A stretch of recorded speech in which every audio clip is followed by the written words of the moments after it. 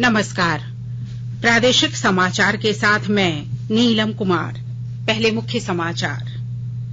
प्रधानमंत्री नरेंद्र मोदी कल सुबह 11 बजे वीडियो कॉन्फ्रेंस के माध्यम से भारतीय अंतरिक्ष संघ का शुभारंभ करेंगे। देश में कोयले की कमी के कारण झारखंड सहित मध्य और पूर्वोत्तर राज्यों में बिजली संकट गहराया। वर्ष 2021-22 के लिए विभागों से संबंधित संसद की स्थायी समितियों का पुनर्गठन। हजारीबाग सांसद जयंत सिन्हा वित्त मामलों की स्थायी समिति के अध्यक्ष बने।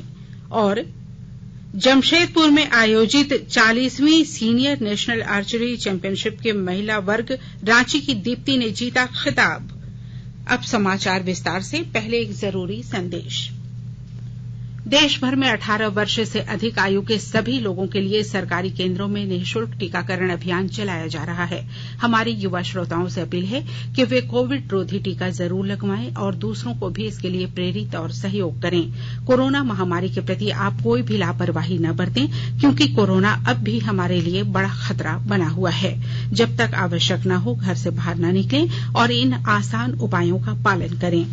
मास्क लगाएं, 2 गज की सुरक्षित दूरी बनाए रखें, बार बार हाथ धोएं और चेहरा साफ रखें। कोविड से संबंधित जानकारी और मार्गदर्शन के लिए राष्ट्रीय हेल्पलाइन काम कर रही है। इनके नंबर हैं 011-2397-8046 और 1075। इसके अलावा राज्य हेल्पलाइन नंबर 104 डायल कर समस्या का त्वरित समाधान लिया जा सकता है। और अब समाचार विस्तार से। प्रधानमंत्री नरेंद्र मोदी कल सुबह 11 बजे वीडियो कॉन्फ्रेंस के माध्यम से भारतीय अंतरिक्ष संघ का शुभारंभ करेंगे। इस अवसर पर वे अंतरिक्ष उद्योग के प्रतिनिधियों से भी बातचीत करेंगे। भारतीय अंतरिक्ष संघ अंतरिक्ष और उपग्रह कंपनियों का प्रमुख उद्योग संगठन है, जो भारतीय अंतरिक्ष उद्योग का सामूहिक प्रतिनिधि होगा। यह नीतिगत परामर्श देगा, जिसमें सरकार और विभिन्न एजेंसियों सहित सभी हितधारकों को शामिल करेगा।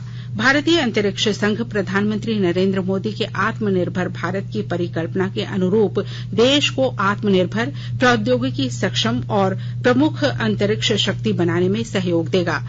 इस संघ में अंतरिक्ष और उपग्रह क्षेत्र की शीर्ष वैश्विक और घरेलू कंपनियां शामिल हैं।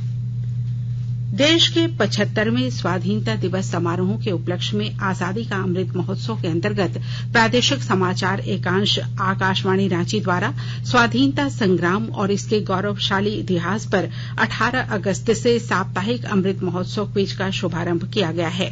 सेंट्रल कोलफील्ड्स लिमिटेड और mission blue foundation Amrit Mahotsav quiz में आकाशवाणी समाचार रांची के साथ सहयोगी के रूप में शामिल है। आजादी के 75 वर्षों का पर्व अमृत महोत्सव प्रत्येक बुधवार शाम 7 बजे प्रसारित होने वाले प्रादेशिक समाचार के दौरान पूछे गए प्रश्न का सही उत्तर देने वाले प्रथम 10 प्रतिभागियों में से लकी ड्रॉ द्वारा चुना हुआ एक प्रतिभागी इनाम का हकदार होगा। इसके लिए सुनते रहें आकाशवाणी रांची का प्रसारण।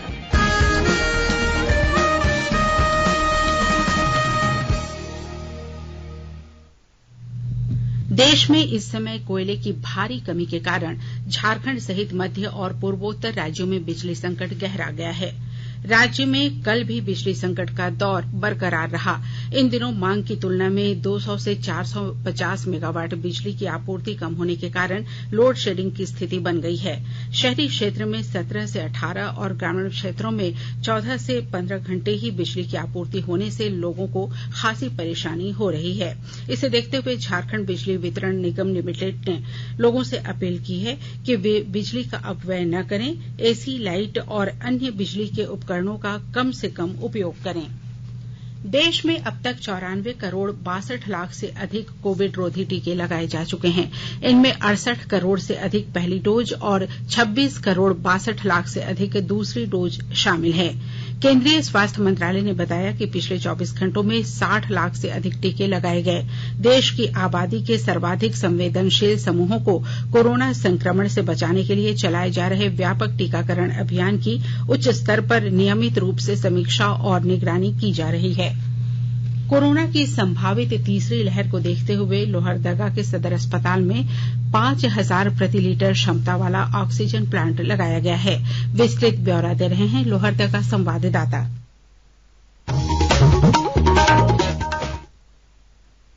लोहरदगा जिला के सदर अस्पताल में PSA ऑक्सीजन प्लांट का उद्घाटन किया गया। उद्घाटन के मौके पर डीसी दिलीप कुमार टोप्पो ने कहा, इस प्लांट के लग जाने से लोहरदगा जिला में आपात स्थिति में ऑक्सीजन की कमी नहीं होगी। मौके पर सिविल सर्जन लोहरदगा के द्वारा बताया गया कि इस प्लांट की उत्पादन क्षमता 500 लीटर प्रति मिनट है। अस्पताल के सभी वार्डों में पाइपलाइंस ऑक्सीजन सप्लाई कनेक्शन का कार्य पूरा कर लिया गया है। इससे ICU, general ward, operation theatre, burn ward सहित सभी वार्डों में कुल 79 बेड में ऑक्सीजन की उपलब्धता सुनिश्चित कर ली गई है। लोहरदगा जिला वासियों को कम से कम अब ऑक्सीजन के लिए दर दर की ठोकरें नहीं खानी पड़ेगी। लोहरदगा जिला वासी अभी से ही कोरोना के संभावित तीसरी लहर को लेकर सावधानी बरतने लगे हैं। गोपी कृष्ण कुंवर, आकाशवाणी समाचार, लोहरदगा।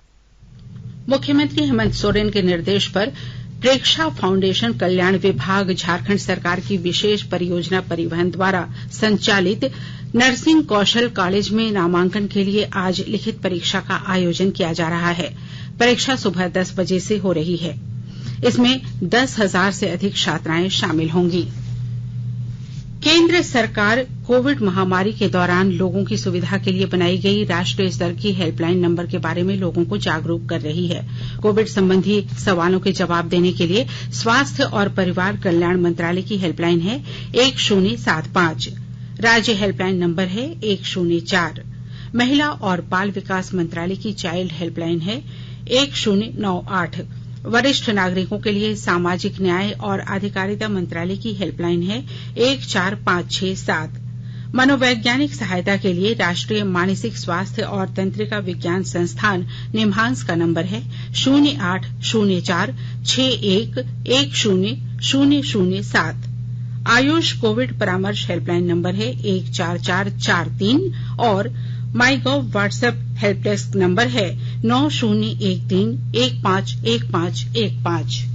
आकाशवाणी के ताजातरीन समाचारों के लिए आप हमारी वेबसाइट newsonair.com पर लॉग ऑन कर सकते हैं। ताजा समाचार Twitter handle @AIR news alerts और Facebook page All India Radio news पर भी उपलब्ध है। आप प्रादेशिक समाचार एकांश के Twitter handle @AIR news _Ranchi और फेसबुक, इंस्टाग्राम पेज तथा YouTube channel AIR news Ranchi पर भी हमारे बुलेटिन सुन सकते हैं। प्रादेशिक समाचार आप आकाशवाणी रांची से सुन रहे हैं और अब पेश है कोरोना से बचाव के कुछ संदेश।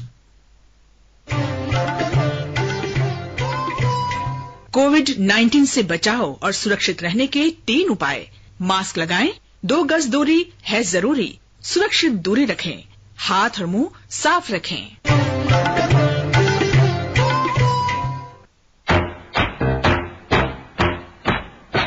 चलो एक शुरुआत करें, चलो एक फैसला आज करें, मास्क नहीं तो टोकेंगे, कोरोना को रोकेंगे। चलो एक वादा करते हैं, चलो एक वादा करते हैं, मास्क नहीं तो टोकेंगे, कोरोना को रोकेंगे। भारत सरकार द्वारा जनहित में जारी। वर्ष 2021-22 के लिए विभागों से संबंधित संसद की स्थायी समितियों का पुनर्गठन किया गया है।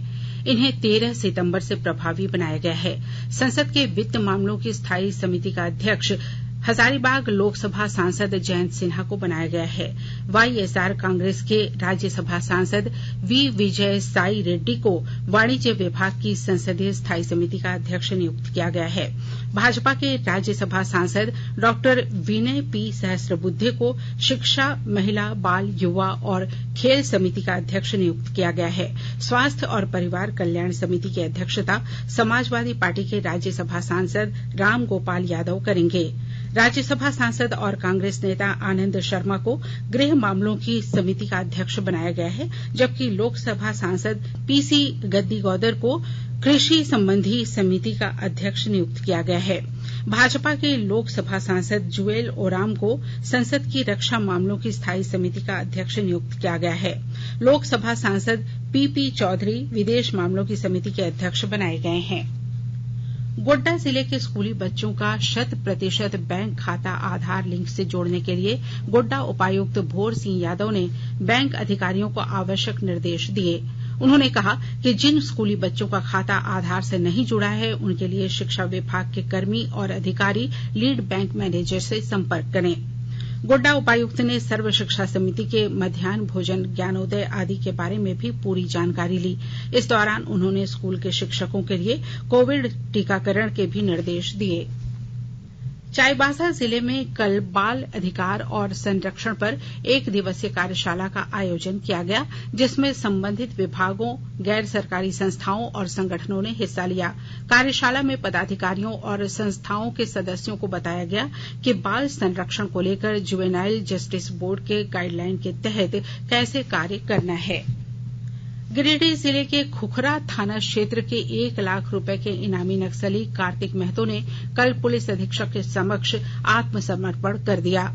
गिरिडीह एसपी अमित रेणु ने बताया कि इनामी नक्सली पर गिरिडीह और धनबाद जिले में 6 मामले मारपीट एवं हिंसा के दर्ज हैं। उन्होंने कहा कि पुलिस के दबाव, कम्युनिटी वर्क और झारखंड सरकार के आत्मसमर्पण नीति से प्रभावित होकर नक्सली ने आत्मसमर्पण किया है। जमशेदपुर के जेआरडी स्पोर्ट्स कॉम्प्लेक्स में आयोजित 40वीं सीनियर नेशनल आर्चरी चैंपियनशिप की महिला वर्ग में रांची जोन्हा की दीप्ति कुमारी ने खिताब जीत लिया है। उन्होंने यह जीत महिला वर्ग के एकल फाइनल मुकाबले में झारखंड की ही कोमोलिका बारी को हराकर अपने नाम किया। वहीं पुरुष वर्ग में चैंपियनशिप का खिताब महाराष्ट्र के पार्थ सुशांत ने अपने नाम किया। इधर रिकर्व युगल टीम वर्ग में झारखंड को स्वर्ण पदक हासिल हुआ। इसमें कोमलिका और जयंत तालुकदार की जोड़ी ने यूपी के सचिन वेदवान और मधु वेदवान की जोड़ी को हराया। आईपीएल क्रिकेट में आज दुबई में पहले क्वालिफायर में दिल्ली कैपिटल्स का मुकाबला चेन्नई सुपर किंग्स से होगा। मैच शाम 7:30 बजे से शुरू होगा। दिल्ली कैपिटल्स लीग मुकाबलों के बाद अंक तालिका में सबसे ऊपर है। ऋषभ पंत की कप्तानी में दिल्ली कैपिटल्स ने 14 मैचों में 20 अंक हासिल किए हैं। चेन्नई सुपर किंग्स 18 अंकों के साथ दूसरे स्थान पर है। रॉयल्स चैलेंजर्स बेंगलोर ने भी 18 अंक हैं, लेकिन यह चेन्नई की तुलना में नेट रन रेट के आधार पर तीसरे स्थान पर है। Kolkata night Riders play of में पहुंचने वाली चौथी टीम है। एलिमिनेटर मुकाबले में कल रॉयल चैलेंजर्स बेंगलोर और कोलकाता नाइट राइडर्स आमने सामने होंगे। और अब राजधानी से छपने वाले अखबारों की सुर्खियां। आज लगभग सभी अखबारों ने राज्य में बिजली संकट के गहराने की खबर के साथ साथ रांची जोन्हा की दीप्ति कुमारी के राष्ट्रीय चैंपियन बनने की खबर को प्रमुखता से छापा है। इसके साथ उत्तर प्रदेश के लखीमपुर हिंसा के आरोपी केंद्रीय गृह राज्य मंत्री के पुत्र आशीष की गिरफ्तारी की खबर को भी प्रमुखता से छापा है। प्रभात खबर ने अपने पहले पेज पर बिजली संकट पर लिखा है, 1 सप्ताह में सामान्य हो जाएगा कोयला उत्पादन, तब मिलेगी राहत। दैनिक हिंदुस्तान ने अपने पहले पन्ने की खबर का शीर्षक दिया है, झारखंड में शिक्षकों के 72,000 पद सृजित होंगे। दैनिक भास्कर ने अपने पहले पन्ने पर लिखा है, झारखंड समेत कई राज्यों में बिजली कट, कोयला खदानों में मानसून की तैयारी नहीं हुई, इसलिए संकट। दैनिक जागरण ने अपने पहले पन्ने पर सुर्खी बनाई है, रांची की दीप्ति व महाराष्ट्र के पार्थ बने तीरंदाजी के नेशनल चैंपियन। रांची एक्सप्रेस ने अपने पहले पन्ने की खबर का शीर्षक बनाते हुए लिखा है, झारखंड में कोयले की कमी से गहरा सकता है बिजली संकट। अंग्रेजी अखबार हिंदुस्तान टाइम्स ने अपने पहले पन्ने पर लखीमपुर हिंसा पर लिखा है, 12 घंटे के पूछताछ के बाद केंद्रीय गृह राज्य मंत्री के पुत्र गिरफ्तार। वहीं टाइम्स ऑफ इंडिया ने इंडिया और चाइना के बीच आज होने वाली एक उच्च स्तरीय सैन्य वार्ता की खबर को प्रमुखता से छापा है। और अब अंत में मुख्य समाचार एक बार फिर। प्रधानमंत्री नरेंद्र मोदी कल सुबह 11 बजे वीडियो कॉन्फ्रेंस के माध्यम से भारतीय अंतरिक्ष संघ का शुभारंभ करेंगे। देश में कोयले की कमी के कारण झारखंड सहित मध्य और पूर्वोत्तर राज्यों में बिजली संकट गहराया। वर्ष 2021-22 के लिए विभागों से संबंधित संसद की स्थायी समितियों का पुनर्गठन। हजारीबाग सांसद जयंत सिन्हा वित्त मामलों की स्थायी समिति के अध्यक्ष बने। और जमशेदपुर में आयोजित 40वीं सीनियर नेशनल आर्चरी चैंपियनशिप के महिला वर्ग रांची की दीप्ति ने जीता खिताब। इसके साथ ही आकाशवाणी रांची से प्रादेशिक समाचार का ये बुलेटिन समाप्त हुआ। नमस्कार। घर में रहिए, सुरक्षित रहिए और सुनते रहिए आकाशवाणी।